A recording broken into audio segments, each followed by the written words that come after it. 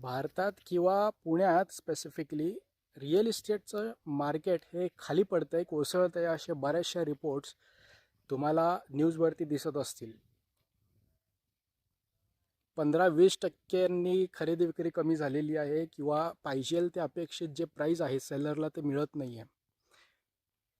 अशा वेळेस लोक इमोशनली तरी स्टेबल असतात, पण शेअर मार्केट 15-20% खाली पडलं तर एवढं अवघडून जातं लोकांना की एवढी भीती वाटायला सुरू होते की कुठे 100% पैसे त्यांचे बुडणार आहेत की काय असं वाटायला सुरू होतं.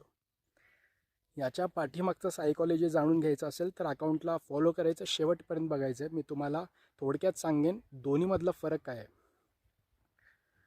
जेव्हा आपण रिअल इस्टेटमध्ये इन्व्हेस्ट करतो तेव्हा आपण एक लमसम अमाऊंट टाकतो, एक 20-40 लाख रुपये 50 लाख रुपये आपण इन्व्हेस्ट करतो. त्याच्यानंतर आपल्याला कुठलंही ॲप भेटत नाही ज्याच्यावरती आपण त्या 50 लाखाच्या प्लॉटचं, जमिनीचं किंवा फ्लॅटचं डेली बेसिसवरती आपण रेट चेक करू. तशा कुठल्याही प्रकारचं ॲप नाही, कुठल्याही प्रकारचं साधन नाही. कदाचित 6 महिन्यानंतर किंवा 1 वर्षानंतर एखाद्या व्यक्तीने जर चौकशी केली की मला 1 वर्षापूर्वी जे मी फ्लॅट घेतलेलं ते मला विकायचं आहे, तर कदाचित कोणी 50 लाखाच्या फ्लॅटला 45 लाखालाच मागतील. तर त्या ठिकाणी जो नोशनल लॉस आहे ते मेजर करण्यासाठी कुठल्याही प्रकारचं ॲप नाही आहे.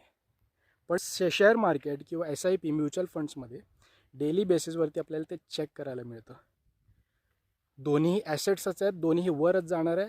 इक्विटी मार्केट किंवा शेअर मार्केट एखाद्या वेळेस तुम्हाला रिअल इस्टेटपेक्षा जास्त रिटर्न बनवेल, पण तुम्ही जेव्हा डेली चेक करता ना, तुमच्या 50 लाखाचे 48 लाख झालेले असतील ना, त्यावेळी तुम्हाला भीती वाटायला सुरू होईल आणि अशा वेळेस टिकून राहणं थोडं अवघड राहतं. नंबर दिलेला आहे, माहिती घ्या. रिअल इस्टेटपेक्षा जास्त पैसे SIP म्युच्युअल फंड्समध्ये लॉंग टर्ममध्ये बनतो. SIPला आजपासूनच सुरुवात करा. Thank you very much.